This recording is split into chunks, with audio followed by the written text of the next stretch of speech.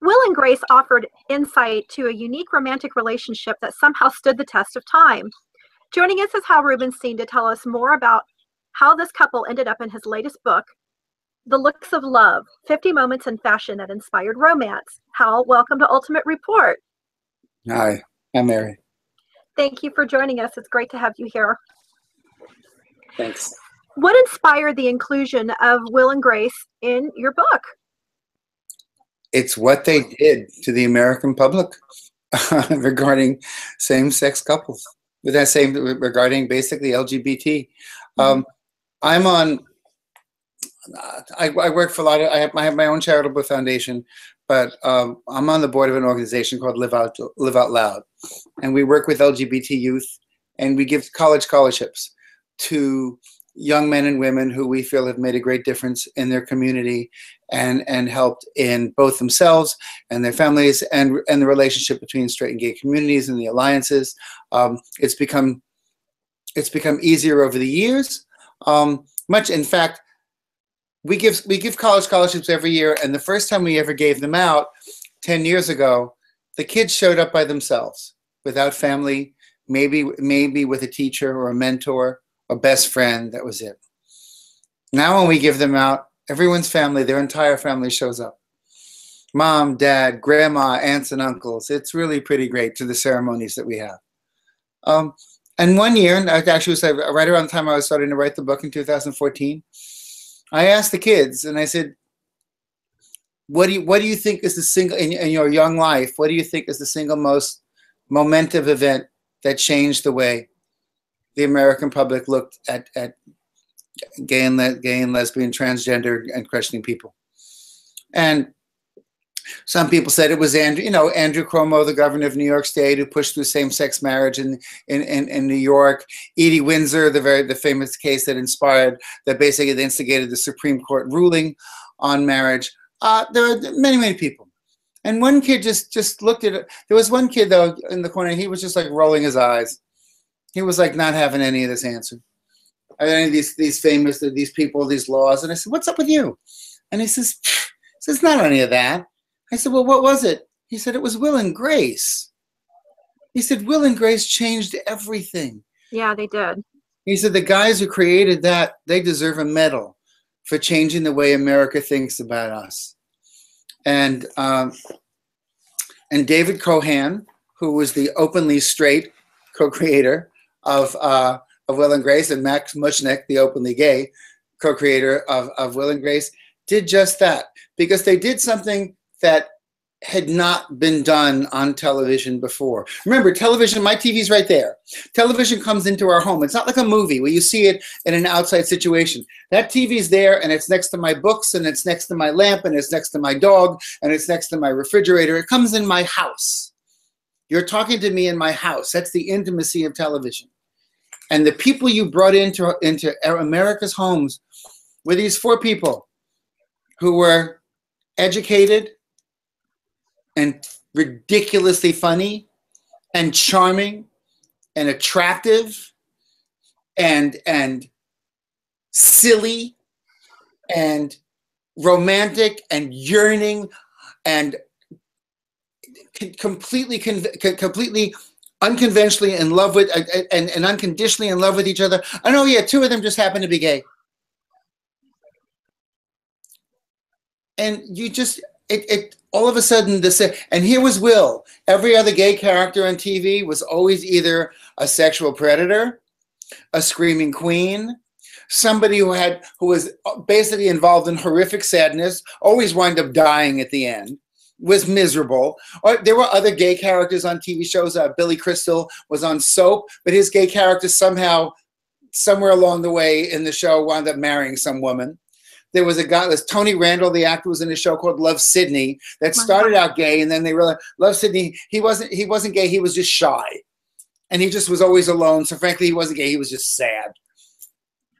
But Will, Eric McCormick's Will, was handsome and successful and talented and a lawyer and someone people came to with their problems, and not a bunch of gay jokes every time he walked by. And yet he was attracted to men. He flirted with men. He slept with men. He wanted to live with a man. And then there was Deborah Messing, where she termed herself a glorious mess. You know, this wonderful, charming, funny, I love Lucy-like woman. The connection to Lucy, and I mean there's an epic compliment to Deborah Messing, is not to go unnoticed, who just happened to be in love with the wrong guy. Yeah.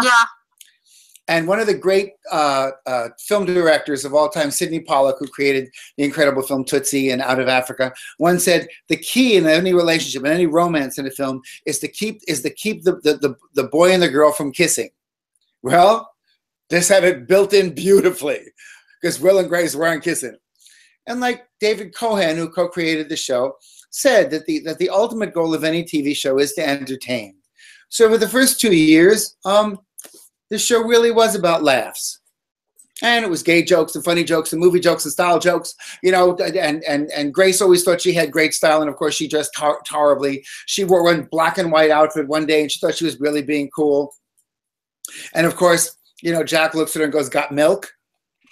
You know, and you know, she wore a low-cut Valentino gown, and of course she had no breasts. Everybody thought she had basically open heart surgery.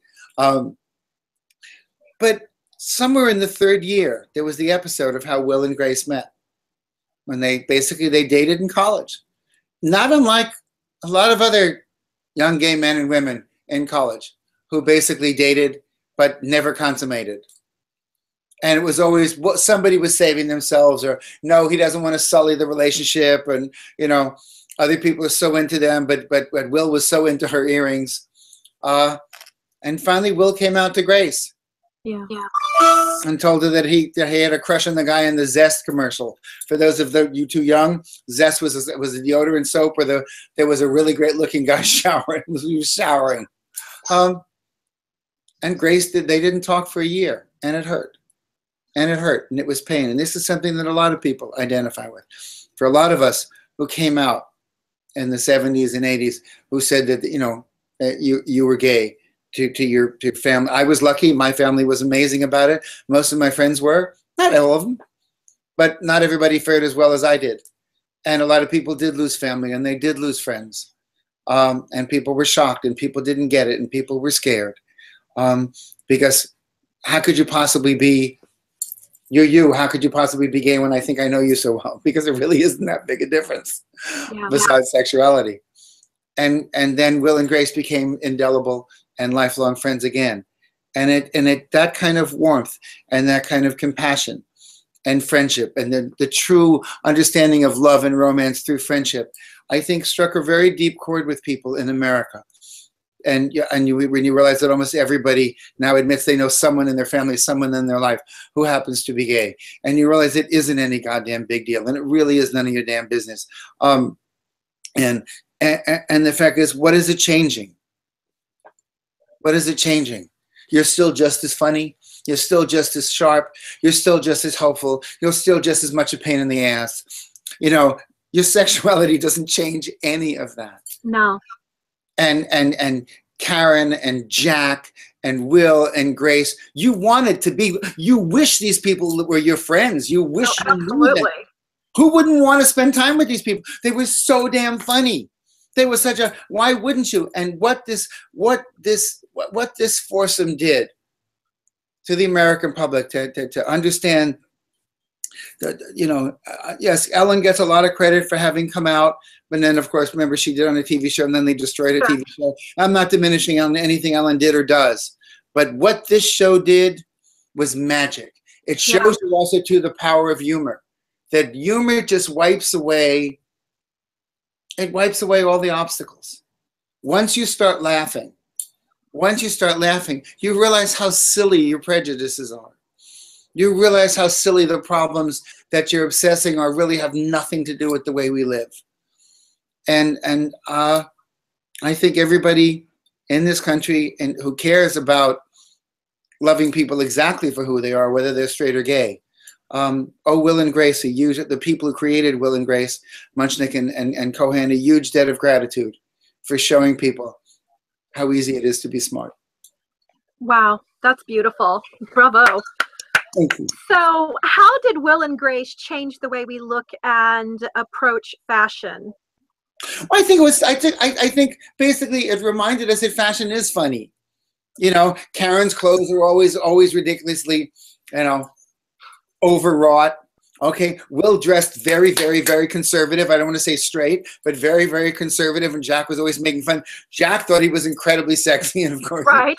he wasn't. And Karen, you know, excuse me, and Grace thought she was the ultimate in fashion, of course, wasn't. And it just shows everybody's vulnerability, I think, when it comes to fashion. But also, it shows that if you can't make fun of it, you know, okay, you look silly, you made a mistake, so what?